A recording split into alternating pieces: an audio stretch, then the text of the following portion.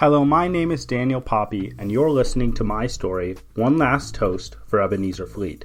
If you prefer to read this story, all text will be coming out in the form of blog posts on my website, danielpoppy.com. Poppy is spelled P-O-P-P-I-E. If you are listening on YouTube and would like a more convenient way to listen to the story, be aware that it is put up as a podcast as well. Thank you for your support, and I hope you enjoy One Last Toast for Ebenezer Fleet.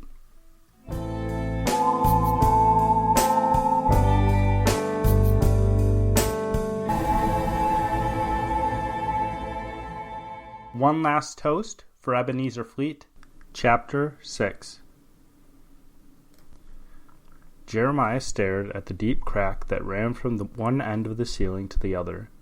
He remembered the first night he had moved out of his parents' house into this one.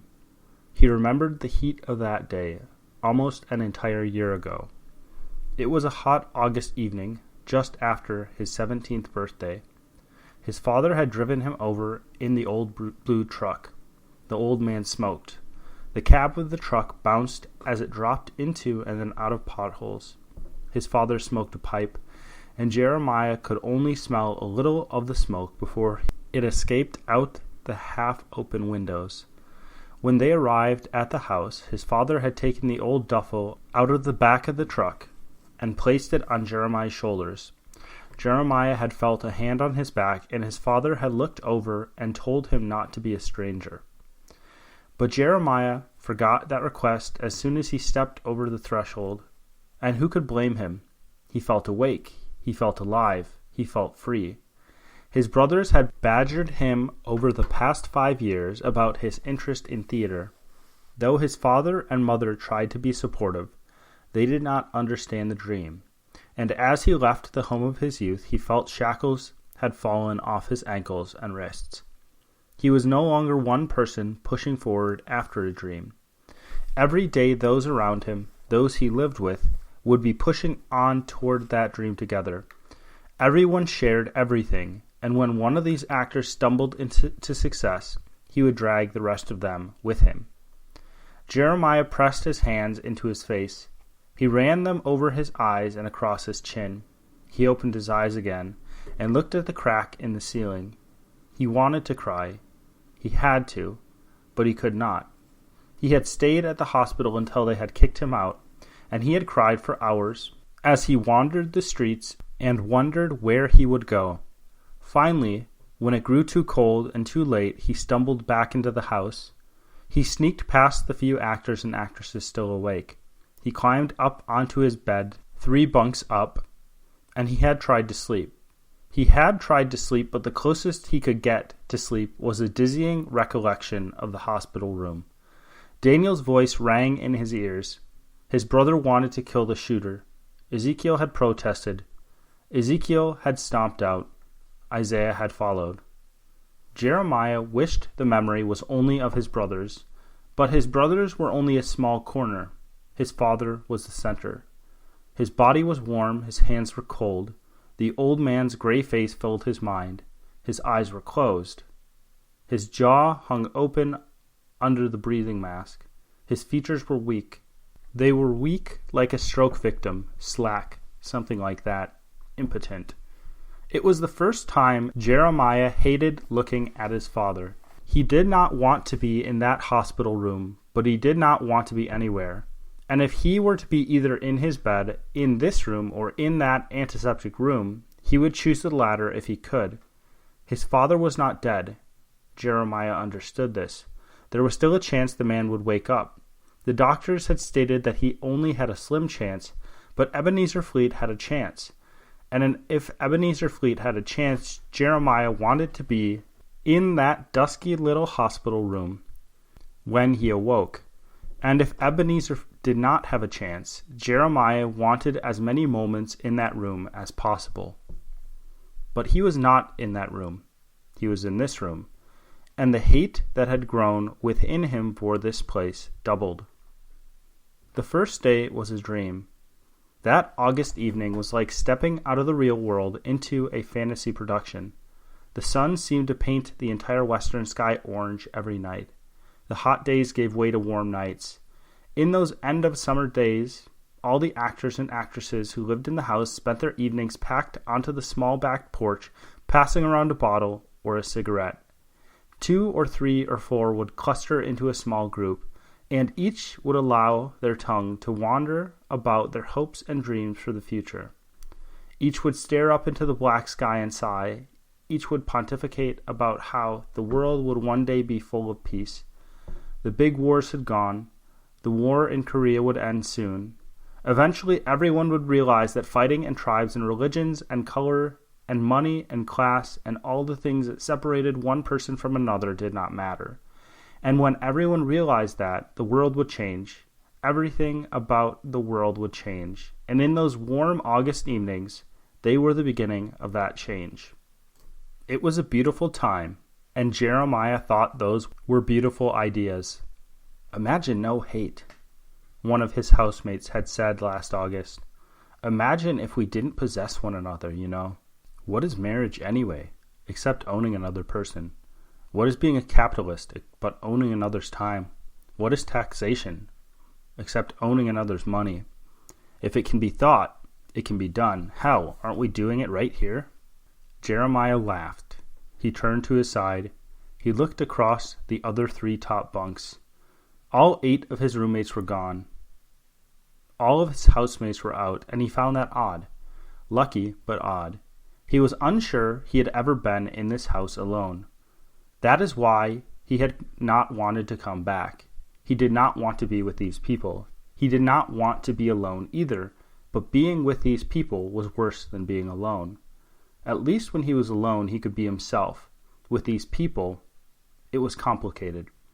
Or it was not complicated. He was not entirely sure. He did not hate them, at least not in the way you hated a person. He hated them in the way things were hated. He hated them like the bitter cold in the middle of winter. He did not wish evil on them. He did not want to cause them pain. Jeremiah just wanted them gone. He just disliked them. He disliked them intensely, and he pitied them. As the weather of fall grew cold, those warm August nights broke up like ice floes in the spring. The fairy tale existence evaporated, and Jeremiah found himself alone. Those who had spoken of the creation of a new society did what every other person on the planet did, whatever kept them alive, whatever made them prosper. The stronger hand did not reach out to help the weaker. It pushed the weak aside. How long do you think it will take before I get my first part? Jeremiah asked his friend Alan his first night. You know, Jeremiah, you're going to be a veteran by the time this year is up. If you don't have 5 parts, and I mean real parts, I'd be surprised. And 20 bit parts on top of that. Jeremiah believed Alan, because he did not see a reason why Alan would ever lie. Alan told him some of the biggest names in the city lived in the house. Alan had said he was in a major role for every month there was in the year. Alan said that everyone ate together. He had said that Jeremiah would barely be able to sleep because of how exciting it was to live in the house. Alan said many things, and the only thing Alan had told him about the house that was true was the address. The house was full of washed-up nobodies. A handful of them were over 50. Most were in their 30s, a few in their 20s, and Jeremiah was the only one who had yet to reach 20. None of them were big names. Perhaps 2 or 3 got a bit part a few times a year. The rest had listless lives. Most were understudies for minor roles. Most of these understudies never had the chance to step out on the stage in front of a crowd. Most worked other menial jobs. One older actress was a server part-time. A young actor was a bellhop. Most were too busy to eat together, and the only thing Jeremiah wanted to do after he had lived there the first month was sleep, because at least when he was asleep he could be alone. But even then it was difficult to sleep, because of those who stayed up all hours of the night, and the fear that someone would get into his belongings. His housemates did not take things in a malicious way. They simply, as they put it, borrowed things here and there. When he had first realized what was status quo in this place, He had considered moving back into his parents' house, but he feared what everyone would think of him. Each of his brothers was out by the age of 17. Some were out even sooner. His parents would not say anything. They would, perhaps, even enjoy having him back in the house, but even if his brothers never said anything to him, he knew they would talk among themselves. They would come to conclusions about his ability to be independent.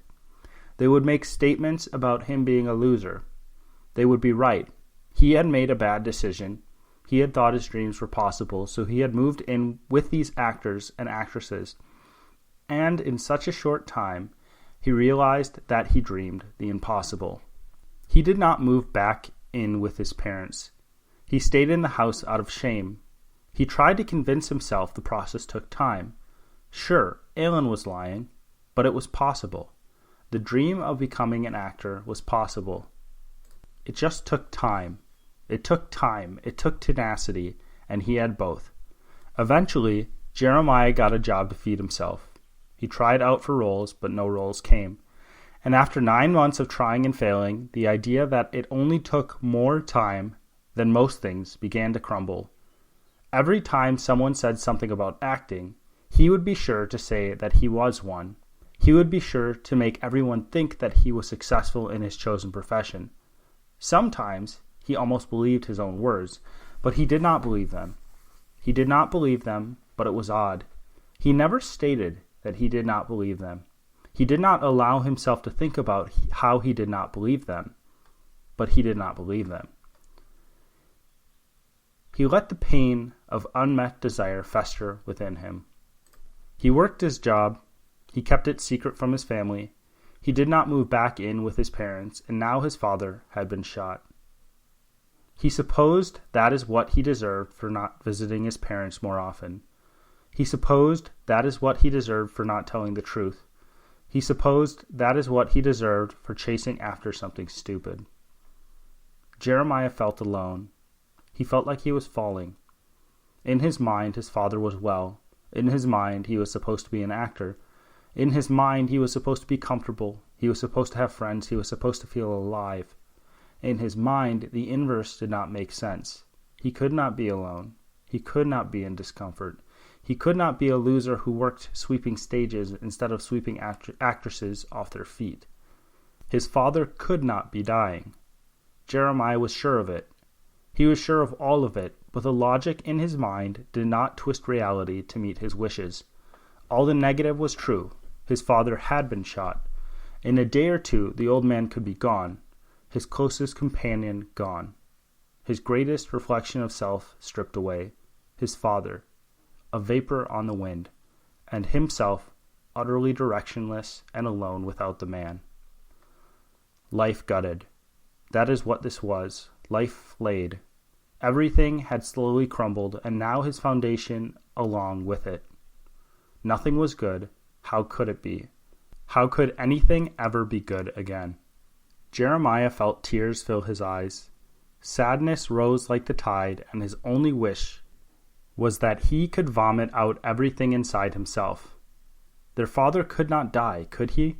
God, could he? The old man made it through everything else. Had he not made it through the First World War? Had he not made it through the Depression? Had he not pulled his family and his business through this second global upheaval? Surely he would not die, would he? Jeremiah wished he was certain. The only thing he was certain of was that he wanted to be certain. He was only 17. Fathers did not die when their children were so young. Fathers died when their children grew old and had their own children. Fathers did not die when their children still needed them, did they? Did they? Jeremiah wished he did not know the answer to that question. Jeremiah wished he could push that answer out of his mind, but he could not. It grew inside him like a big, ugly mole at the center of a face. Perhaps, as Jeremiah thought, he could not live without his father. But that did not mean fathers did not die. Everything had its time. Everything had its season. But Jeremiah did not determine those times or seasons. And if it was Ebenezer's time to go, Jeremiah could do nothing to help that, though Jeremiah did not know how he would go on without. His brothers? His brothers would know how to move forward, but they would leave him behind. Each one of them was many years into manhood. Each one of them had created a life for himself. Daniel had built a business. Isaiah pursued academics. Ezekiel, though he had taken it upon himself to be their parents' caretaker, would certainly get married soon. Everyone was moving forward. Everyone was looking ahead. And none of them would notice if he fell behind. And he would fall behind. He would fall behind because being a man was more than being older. It was more than muscles and suits and facial hair. It was beyond a stern look or a frothy beard or a work-dirtied face. It was beyond all the outward appearance that he saw. And though Jeremiah sensed what it was, he did not know what it was. He knew it when he saw it, but he could not define it. He could not fully understand it. If his father left now, there would be no one left to guide him through that final passage into who he was supposed to be. Was Isaiah correct? Was cold, deadpan Isaiah correct when he said their father would not make it?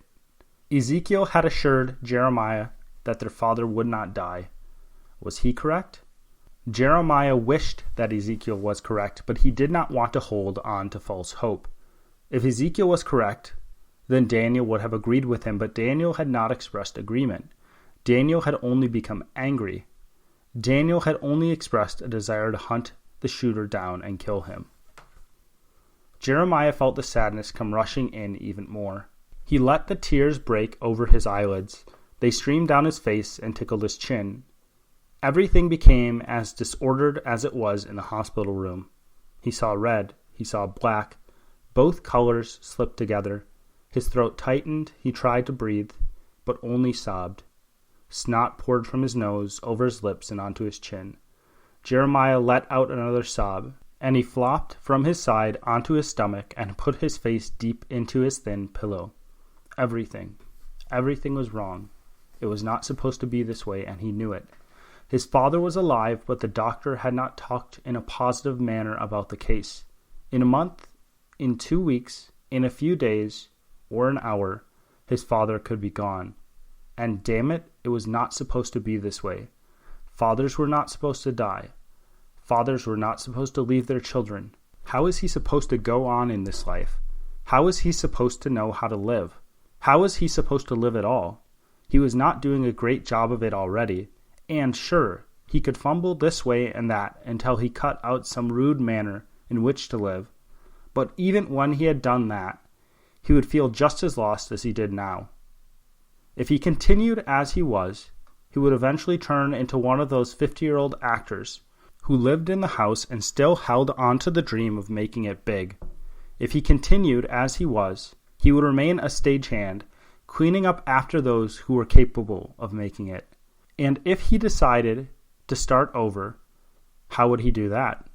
Would he go to his mother? Would he ask her? Would she be able to tell him how he was supposed to live this life? Would she be able to convey to him everything that it was to be a man? Would she be able to help him be complete and confident? He did not think so. Jeremiah hated the thoughts in his mind. He hated the sadness in his gut. He hated the choking sorrow in his throat, and he did everything he could to forget. He did everything he could to pretend that his father was not where his father was. He lied to himself. He told himself that his father was at the store. He told himself that he would go there tomorrow. He would visit, and Jeremiah would be reminded of the times long ago when his father would take him on supply runs in the big blue truck. And Jeremiah would remember those times. He would remember the bouncing cab. He would remember the windows half open in the heat. His father would be smoking a pipe. The old man be asking him question after question, trying to figure out what he was up to. And the wind and the smoke would blow in Jeremiah's face, and he would watch the countryside and the cattle go rolling by. And that memory would make him happy. But Jeremiah could not lie to himself. Jeremiah could not hold onto that bright world of memory. The tears still welled up in his eyes. They still streamed down his face. They covered his pillow. The sadness choked him as it came. His father was old. His father was gray. His father was not in that bright place of memory. He was in a hospital room. and he would die. Wouldn't he? Jeremiah thought so. It was only a matter of time. It was only a matter of time, and his father would be dead, and he would be alone. The house swallowed him. The floor beneath his feet was a mile away.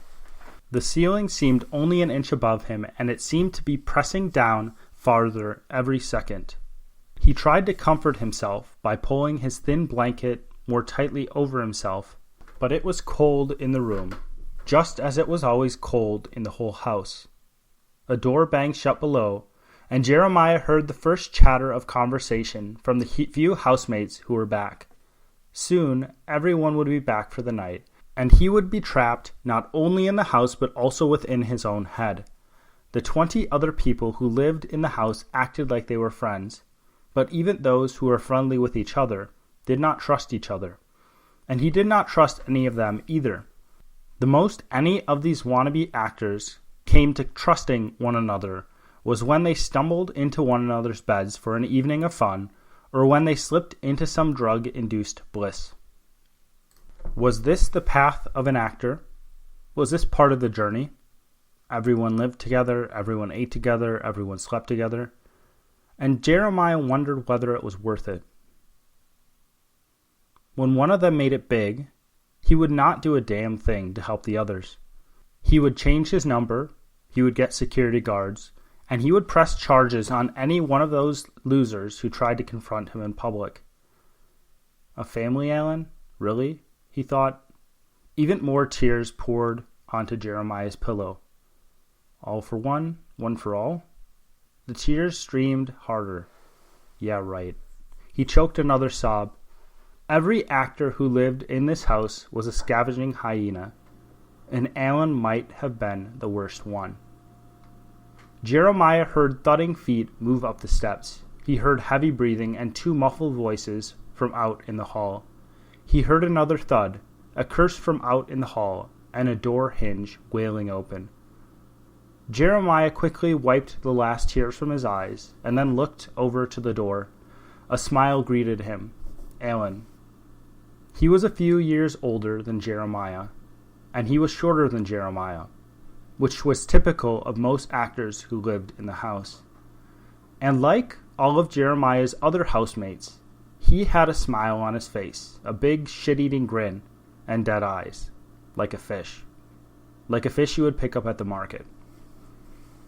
Jeremiah, Alan greeted him. Lying down, taking a nap? He asked. Jeremiah sat up. He felt like he had been dragged behind a vehicle for half a mile. Yeah, taking a nap, Jeremiah answered. Does anyone get a good night's sleep around here? His voice did not betray how he felt inside in the slightest. Alan laughed. I've learned to sleep through anything. I never feel tired. Jeremiah laughed. You'll have to teach me your secret. Alan smiled at him. One hand reached into his pocket. He pulled out a glass bottle and tossed it up to Jeremiah. The brown liquid inside sloshed back and forth. Jeremiah looked at it. He laughed himself and swung his legs over the side of the bed. Keep it. I've got plenty more of that, Alan continued. Jeremiah dropped to the ground between the 2 beds. I'll try it tonight. Jeremiah said the words with a smile on his face, though all he could feel was sadness from his skin all the way down to his brainstem. He followed Alan down the uneven steps. The man talked, but Jeremiah barely tried to respond. Alan did not care what he said. Even if Jeremiah responded with a question, Alan would go on talking, as if he had not said anything at all. Before moving into the house, Jeremiah had called Alan a friend, but Alan was not his friend.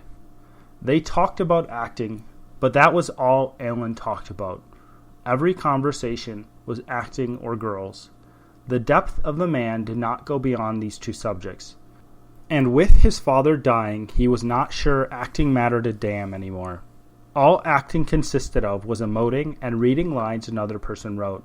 He memorized words, he spoke those words, and what the hell was so special about that? What did it matter really, if tonight could be his father's last?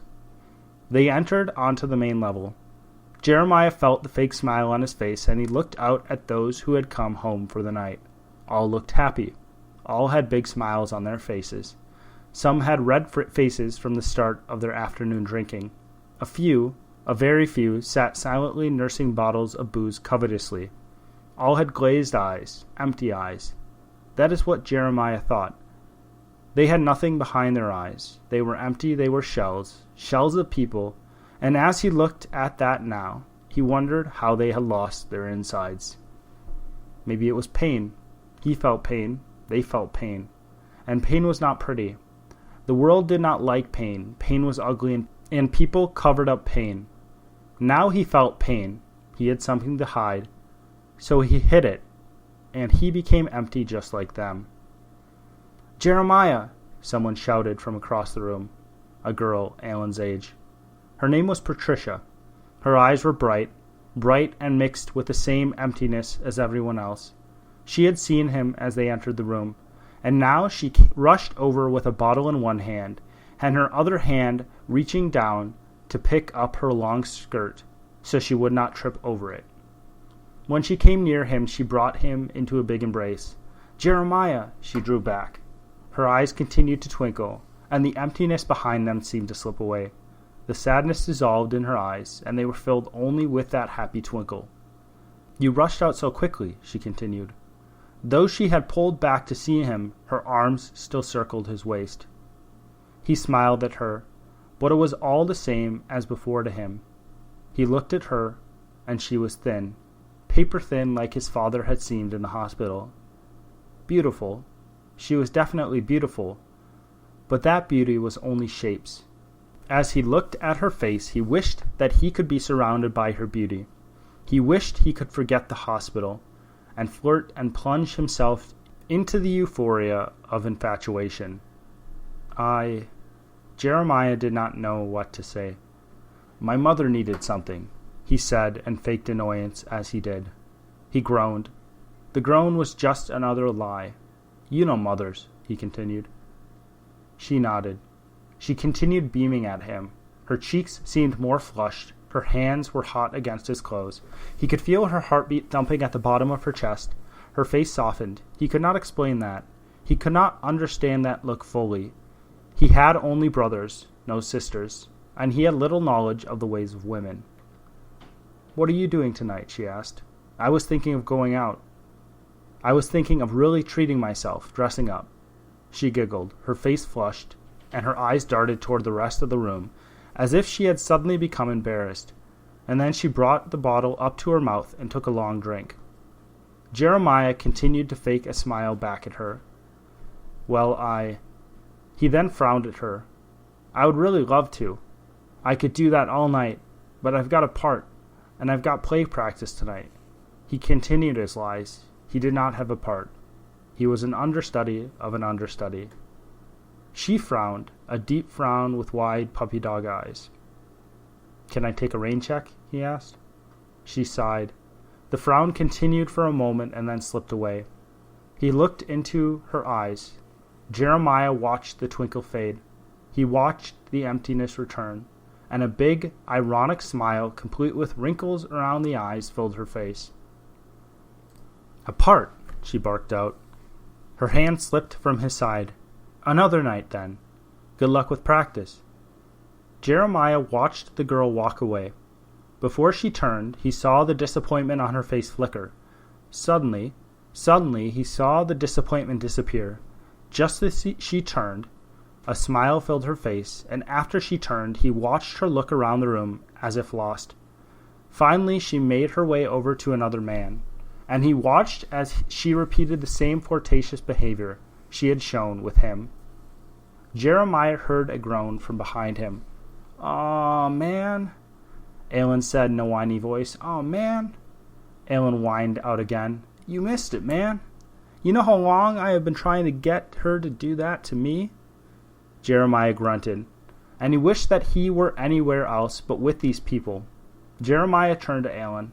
He shrugged, and Alan's jaw dropped to the floor. "You're not chasing that?" His voice was filled with incredulity. Jeremiah shook his head. "She is cheap, Alan," he muttered.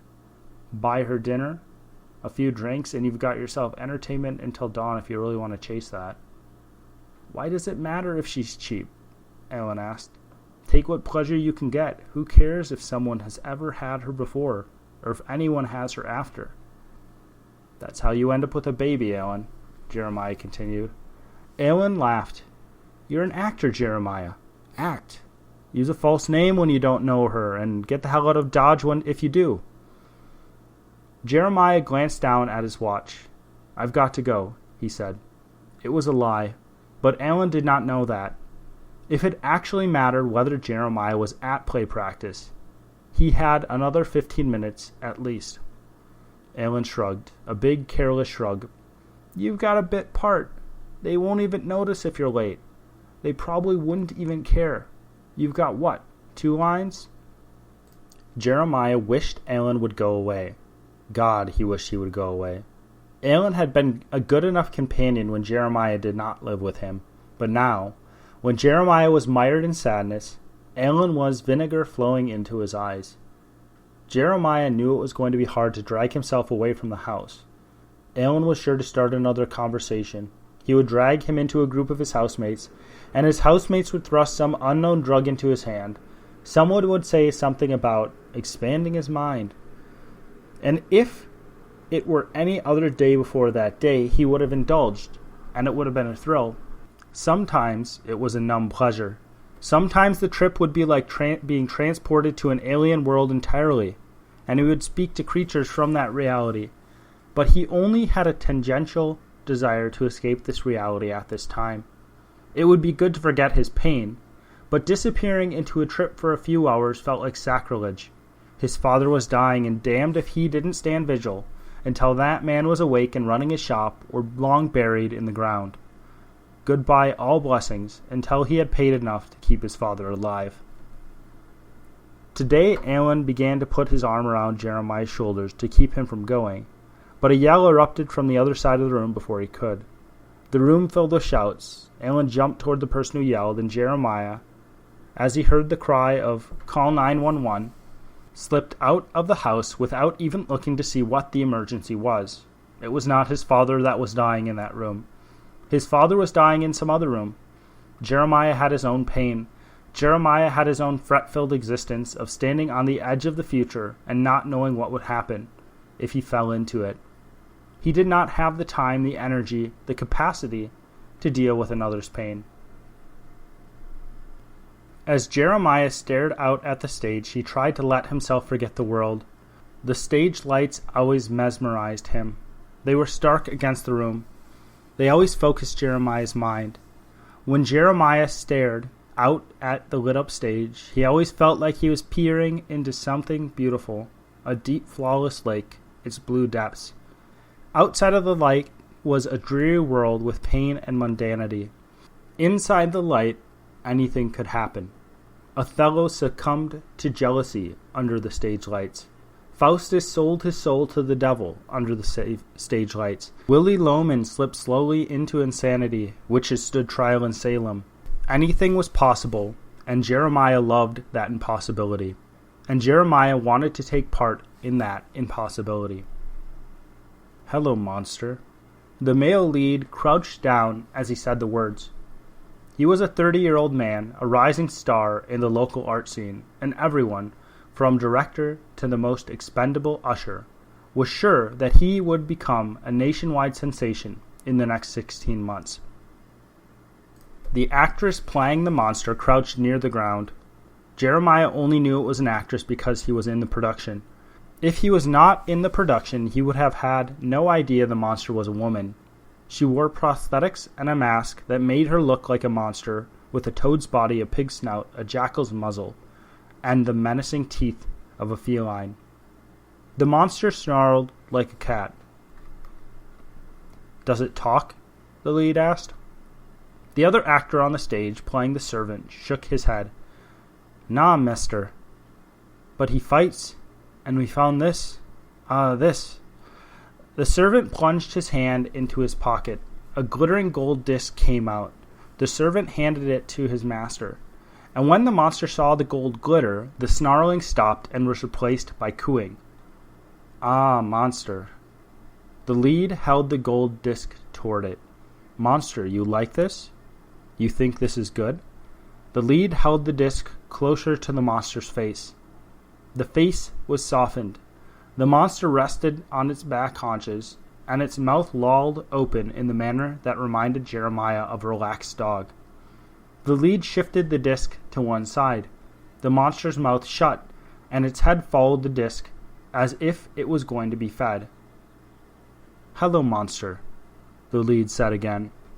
And the monster stopped looking at the disc and looked up to the man. "Hello, man," it said in a stretched, croaking voice. "You speak?" the lead asked. Surprise tinted his words. "Many things speak." These words of the monster came out in a smile. "Do many things have anything useful to say?" the monster continued. The lead laughed. He threw back his head and guffawed. Then, when he had composed himself, he looked down at the monster. He studied the thing for long moments before he spoke again. "What are you?" the lead asked. It sounded like he was addressing a slave. "I am." The monster coughed and took a rattling breath in. "I am Desire, Adam. Desire." The thing cleared its throat. "Is there anything you desire, Adam?" Adam, the lead, laughed a startled laugh. "You were asking me what I want?" he asked. The thing nodded. He laughed again, as if someone had made a joke. "All you need to do is tell me," the thing continued. Adam continued to laugh. He stifled one. He began to speak. "What I want." He was overtaken by laughter. "What I want?" He shook his head at the thing. "Tell me," the thing said. "I want power, influence. I want to look at any person and tell them to do something, and they'll do it." The thing laughed. It was a wet laugh, a rough laugh, a throaty laugh. The laugh went on for several seconds. Then the monster looked at Adam and spoke again. "Granted," it croaked. And Adam laughed again, as if it were all part of a joke. "You think I jest?" the monster croaked out. "Command your man. Command him to do anything he would not do. Command him, and see." With a smile still on his face, Adam looked to the servant. "Antonio, see that cliff there?" Adam chuckled as he said the words. "Antonio, jump off that cliff." And as Adam watched first in jest and then in horror, Antonio walked toward the cliff and leapt off. "And cut!" the director yelled. The little man strode out to the center of the stage and talked in hushed tones to the actress who played the monster and the actor who played the lead. "Jeremiah," an actress sitting near him hissed over. Hey, she continued. Jeremiah looked over to her. She was not a pretty girl, not in a traditional sense. Her face was gaunt, her eyes were too big, and she had the body of a child. At least it seemed like she had the body of a child to Jeremiah. But she had an odd sensuality about her, and this sensuality emanated from her. "Barb," Jeremiah answered. The name sounded like a verbal prod. "Did you hear about Alec?" Barb's head jerked toward the lead. Jeremiah shook his head. Barb smiled a mischievous smile. She shifted toward Jeremiah and leaned toward him until her arm brushed his. Her head hovered near his own, and she rasped her response into his ear. "I hear they're going to drop him from the production," she continued. Jeremiah shook his head again. He was half confused. He was half disbelieving. "Why?" he answered. "Why the hell would they do that?" he asked. She scooted toward him, her head bent closer to his, but she continued to stare out at the stage. "He got involved with one of the producers' wives," she hissed. Jeremiah's eyes opened wide, but it was only an act. He could not care less about what happened to Alec. If he was thrown out of the production this instant, Jeremiah would barely blink. Not many things mattered in his little bubble of dying and pain. And as he stared out, uncaring, at those on the stage, it passed through his mind that maybe he should just scoot closer to Barbara. Maybe he should let himself be caught in her oddly intoxicating personality. "And why should I care if he gets thrown out of the production?" Jeremiah asked. He did not scoot any closer. "Don't you see, Jer?" she answered. She put a hand on his arm. "If they throw him out of the production, the spot is open, and they'll be looking for another person to take the lead." "Okay," Jeremiah answered in a drawl. "So, they are going to have to find a new lead. They aren't going to choose me. You know as well as I do that this works off of seniority and not skill." Barb cackled and squeezed his arm. "Anything could happen, Jeremiah." He looked over at her, and she winked at him. They looked back at the stage together. The director still muttered to the lead muttered back. He was clearly agitated. The director threw up a hand toward the auditorium seats. The lead swore. He shook his head. He turned his back to Barb and Jeremiah and faced the audience. He cursed again. It was not an angry curse, not really. It was more of disbelief, of suddenly becoming aware of something, of being told bad news that is completely unexpected. Jeremiah heard a sigh from the lead. Barb nudged Jeremiah and he turned to her. "What did I tell you?" she mouthed to him. The lead sighed again and he began to walk.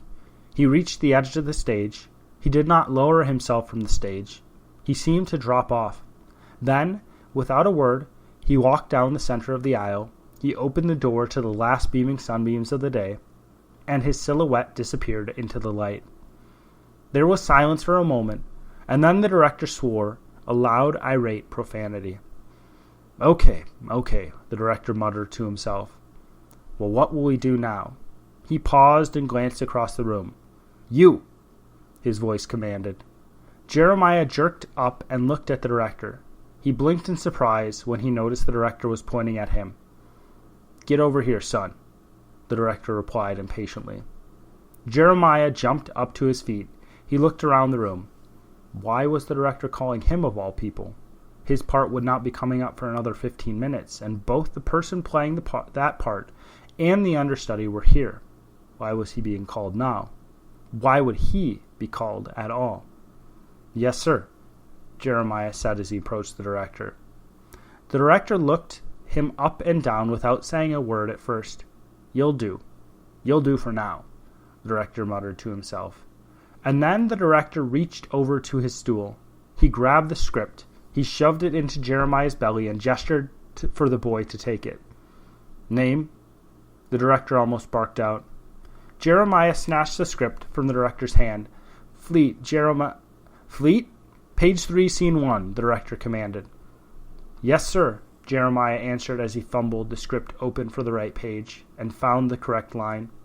As he did, he glanced up and saw Barb. She only smiled and winked at him. "Read the lines," the director commanded. Jeremiah looked down and found the correct line again. "Read." The director's voice was filled with annoyance or anger. Jeremiah waited a moment longer. He looked at the director's angry face. He looked down. He read, "I am more inclined to believe the things that I can see." Jeremiah's voice quavered as he spoke. "If I can measure it, I can understand it. And if I can understand it, I can control it. 1 + 1. Jeremiah swallowed as he lost his place for a moment and had to find it again. Equals 2. He stumbled over the words. Little pieces make up the whole, and those little pieces. He paused as if waiting for a response. The director nodded for him to continue. Those little pieces bring us to understanding. Those of the Gestalt inclination are mistaken. The whole is not greater than the sum of its parts. Aren't we lying to ourselves? The director shook his head vigorously, and Jeremiah paused. The director looked him over. He continued to shake his head. You're the right height, Fleet, the director said. Right height, right complexion, you should fit the part. The director continued to shake his head. I'm tired of dealing with amateurs, he muttered. He brought one hand up to his face to cover his eyes. His head continued to shake. Just read, he said, and did not uncover his eyes. Jeremiah looked down at the page and then up at the director. I need someone else to read the lines for Horatio. The director laughed. He He brought up his other hand and gestured to those backstage. "Someone up here. It doesn't matter who it is." Though a few began to move, the first to jump up was Barb. She quickly snatched a script off the floor and practically galloped to the center of the stage. "What of man?" She dropped her voice an octave, but could not hide her voice's feminine quality. "What do you think happens to man, Horatio?" Jeremiah answered. But he read without inflection. His voice was flat, uncaring. Reading lines had distracted him from the events of the day, but that emotion had once again overtaken him. "Isn't there something different? Don't we, see something different?" Barb answered. Jeremiah shook his head. A dark cloud of pain crossed his face. He saw his father on the bed once more. He saw how frail the man had become. He heard his brothers talking again. Was his father dying? Was his father dying? Was his father leaving them, leaving him? How could he go on without the man? How would he forge his own path? He had learned so much from his father, but would it be enough? Would he not fall flat on his face? Is ecstasy meaning? Jeremiah continued to read. What of joy? Or pleasure? Is pain or suffering? His voice almost broke at the last syllable. Barb did not respond. Jeremiah looked down at the page. Oh, Horatio, we're dying fast. Jeremiah inhaled, a deep, sad sigh. He looked off the stage where the audience should have been sitting. He scanned the seats as if he were looking at each invisible individual. The director laughed. He clapped his hands together and Jeremiah looked over. The director had a big smile on his face. Jeremiah swallowed. He looked down at the page again. Master. Jeremiah read along as Barb spoke. It is time to go. Jeremiah nodded. He swallowed again. Get my coat, then, he answered, and let's go forth. He looked back to the audience. Wherever that is. Jeremiah heard his brothers speaking once more. He heard arguing, no distinct words, only sounds, angry sounds. Jeremiah almost felt the sticky tears on his face. He saw his father's face again. He saw his closed eyes. He heard the hushing breathing machine. His father's skin was gray. Green? Something like that. Sickly. His father looked sickly. Dying. Was he dying? Was he dying? Was Isaiah correct? The director cackled out a final laugh, and Jeremiah felt a hand slap his back. Jeremiah stumbled out of the theater. He felt drunk, an acid drunkenness, but his inebriation held no happiness. It was a bitter veil before his eyes. His head was fuzzy, his eyes blurred, his stomach churned. A line of tension ran from his mouth and down through his esophagus and into his gut. He looked up. He looked across the street. A man passed. A car zoomed by. He looked at the street lights, but it was all white that faded to black. Even the shapes seemed to have gone out of the world. He could not get the image of the hospital room out of his head, and Jeremiah felt like he was falling. He had missed a step. He was tumbling forward, and there was no bottom below him. He had erred, and that error could not be corrected. His universe was a rug pulled out from under his feet, and he was falling. But it was something more than that. One moment everything was normal. He would exhale. All the world was ordered right. He would inhale. And he was acutely aware of his father on that bed in that hospital room. Gone, almost gone, as good as gone. And what Jeremiah would have given to make sure that man on that bed survived that gunshot wound. Jeremiah turned left, not because it mattered, not because he had a plan, but because he had to go somewhere. So he turned left. He passed shops already closed.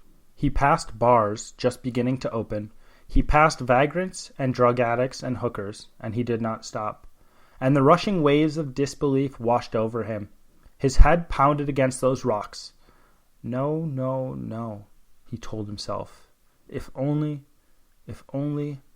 His mind cycled over those two words again and again.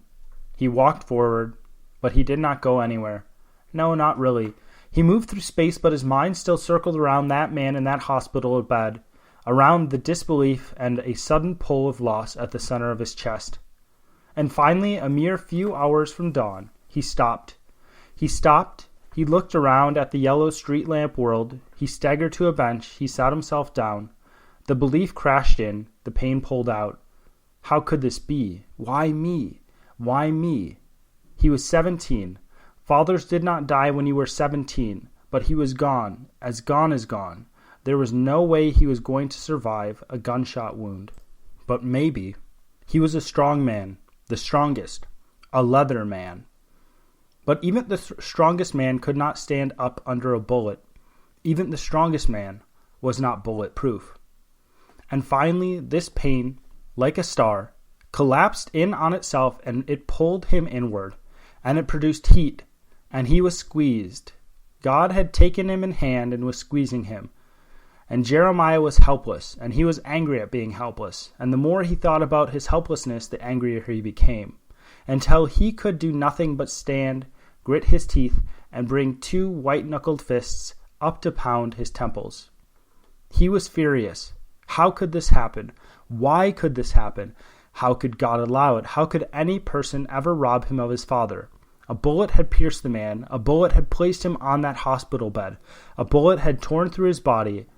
But that bullet had come from a gun. And that gun had a trigger. And that trigger had been pulled by a man. And that man... Damn it. Daniel was right. That man needed to die. It was still dark when Jeremiah pounded the doors to Daniel's offices. Though they were still locked and little light came from them, Jeremiah was sure his brother was already up and working. If Daniel could somehow feel superior by working more than everyone else, well, he would work more than everyone else. It took 15 minutes of pounding at the door for Jeremiah to see his second oldest brother come shuffling down the hall and stooped with exhaustion. Daniel squinted toward the door in annoyance.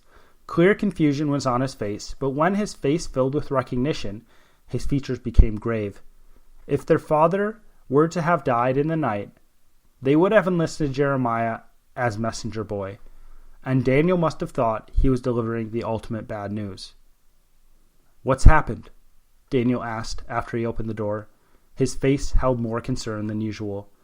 Jeremiah felt fire flicker up into his chest. He gritted his teeth, furrowed his brow, and nodded to his brother. "May I come in?" Jeremiah asked. "Yeah, sure." Daniel held the door open, and Jeremiah stepped in. Daniel allowed the door to snap shut behind him. "What's happened to Dad?" Daniel asked. Jeremiah shook his head. "I haven't been back to the hospital," Jeremiah answered blankly. "Okay." The word that came from Daniel was slow. It was slow, annoyed. "Why are you here?" he asked. Jeremiah looked down the long hall. He brought his right hand up to his waist. It was still a clenched fist, and he wanted to pound that fist through the window behind him. "I want to kill him," Jeremiah growled out. "I want to hunt the man down. I want to." Jeremiah's fists tightened. His teeth clenched down. His ears burned. The base of his skull was a bundle of rage. Hot breath poured out of his mouth. He looked over to Daniel through a reddening haze, but Daniel did not respond. Daniel only stared at him. "You want to kill him, Daniel. I want to help," Jeremiah continued after the long silence. Daniel chuckled. His chuckle ended without notice, and he looked Jeremiah in the eyes. "No." The answer was terse, definitive. "But you said you wanted to, Jeremiah." Daniel cut him off. "I was angry. Hell, I still am angry. And that anger got the better of me. But Daniel shook his head. "I want revenge as much as you. But Mother would only end up with another funeral." Daniel stepped toward the door. He put his hand on it and pushed it open. Jeremiah stood dumbly for a moment. He did not know what to do. He was sure Daniel felt the same as himself. He had heard his brother's words in the hospital room, and he was sure he wanted the same thing. And now he did not. Why? Why would he not? How had his mind turned from angry revenge to passivity so quickly. "Jeremiah," Daniel said. Jeremiah looked at his older brother, who was standing at the door, who was holding the door open, who was waiting for him to leave. "I have to work, Jeremiah," he said, "and I have to get back to it." "We have to do something, Daniel," Jeremiah answered. "You said it yourself. I heard you say it." Jeremiah shook his head. "If Dad dies, we'll bury him. That is what we'll do." "Oh, come on!" Jeremiah's voice broke into a yell. "You don't believe that. I know you don't believe that. I heard you myself." Jeremiah's voice broke, and he took a deep breath to keep himself from breaking into tears. "We have to." He took another breath to steady his wavering voice. "We have to do something, damn it." "Jeremiah." Daniel's voice rose now, almost to match his own. "If you will not take yourself out, I will not hesitate to call the police." The anger that was in Jeremiah grew white-hot at the comment. He wanted to pounce on Daniel, but he did not. He knew he could not. Daniel would do whatever he could to punish Jeremiah if that happened. He would press charges, try to have him thrown in jail. Jeremiah did not pounce, no. Jeremiah bit his lip. Jeremiah burned with anger. He stood a moment longer in weak defiance, and finally, he walked out the door and glared at Daniel the entire way. After he had crossed the threshold, the door slammed behind him. Jeremiah looked through the window and saw that Daniel was already walking down the hall and back to his office. Jeremiah swore to himself and then at Daniel. And Jeremiah knew he was the one who was right, not Daniel. He knew the law did not have the power to reach out and find the person who shot his father. And even if it did, it would not. He knew he had to do something. He and his brothers, they needed to get revenge, enact justice, whatever it was. And he knew they would be able to do it together. But himself alone? He did not know what to do.